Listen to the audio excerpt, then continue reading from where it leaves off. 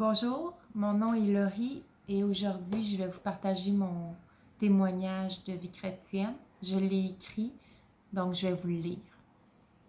Pour mon témoignage, je vais y aller de façon chronologique. Je suis la troisième de 4 enfants issus d'une famille catholique. Quand j'étais toute petite, on allait à l'église, on priait le soir avant le dodo. Notre famille était assez impliquée dans la paroisse. Mes sœurs pouvaient servir la messe, moi j'étais dans la chorale. On avait notre banc réservé à l'église du village. Plus tard, mes parents se sont divorcés et ma mère a refait sa vie avec un homme chrétien évangélique. Elle s'est convertie et remariée, et à partir de mes 10 ans, j'ai commencé à fréquenter la petite église évangélique de la ville et à aller à l'école du dimanche. Quelques fois par année, je pouvais aussi participer à des camps de vacances chrétiens avec ma jeune sœur. Je m'y plaisais et je sentais mon cœur se remplir à chaque fois. Je crois même être allée à l'appel du pasteur une fois en avant de la salle. Adolescente, ma mère et mon beau-père sont déménagés à Trois-Rivières où ils ont joint l'église baptiste évangélique de Trois-Rivières. Je les accompagnais un dimanche sur 2 car j'habitais avec mon père à cette époque. Je me suis fait une amie importante dans le groupe jeunesse. Elle m'aidait à m'intégrer quand je venais en visite. Elle était bien inspirante pour moi avec ses yeux brillants, brillants comme une lumière. Oui, j'ai connu le Seigneur dans ma jeunesse. Par contre, mon mode de vie à venir n'a pas été à servir le Seigneur ni à le suivre.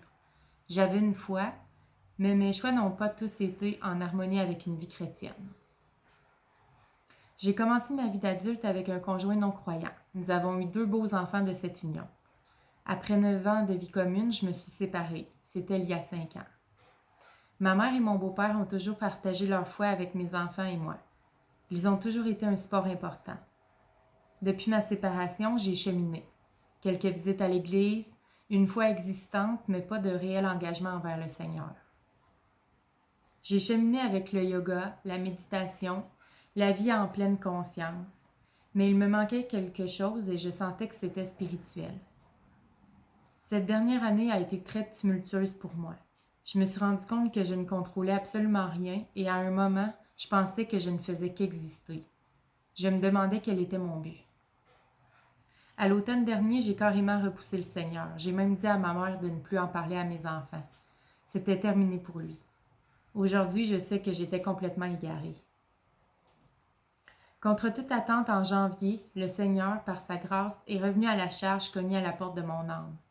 Je suivais le webinaire d'un coach de vie plus ou moins spirituel qui a fait jouer une chanson qui m'a complètement chavirée. La chanson « Thank You » de Jesus Army.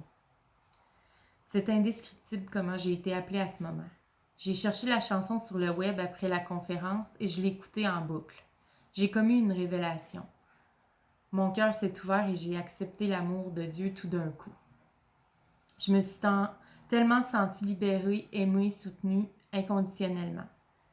Par la puissance de Dieu, je me suis sentie libérée de l'inquiétude, libérée de l'anxiété, de la culpabilité, libérée du devoir de performer. Je me suis sentie soutenue, plus du tout seule. Je me suis sentie aimée. Mon cœur s'est rempli. Dieu est bon et le Seigneur est devenu mon Père céleste. J'ai accepté son appel et je suis devenue enfant de Dieu assumé le 12 janvier dernier. Je peux dire maintenant que mon coach de vie, c'est le Seigneur. Il me couvre de bénédictions et je veux lui rendre grâce. Je veux que ma vie soit maintenant guidée par lui et je veux le servir. Avec un confinement de 2 mois, qui a été une belle bénédiction, j'ai eu du temps pour réapprendre à le connaître, à le redécouvrir. J'ai ressorti ma Bible du fond d'un bac de rangement et chaque jour, c'est un besoin.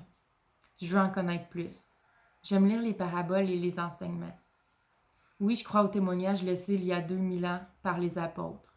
Je crois que Jésus-Christ a souffert à ma place sur la croix à cause de mes fautes, pour me sauver de la mort, pour me réserver une place dans la vie éternelle auprès de lui. Je crois qu'il est ressuscité parce qu'il est le Fils de Dieu. Sa parole que je lis dans la Bible est maintenant ma source de vie, de vérité, de confiance, ma source d'inspiration, de connaissance, d'encouragement, ma source d'assurance, d'amour. Sa parole est ma lampe dans la noirceur. Dieu est mon confident et Jésus est mon guide. L'Esprit Saint se ressent dans notre cœur quand on accepte le Seigneur. Maintenant, je veux travailler à développer son fruit en lui obéissant jour après jour davantage.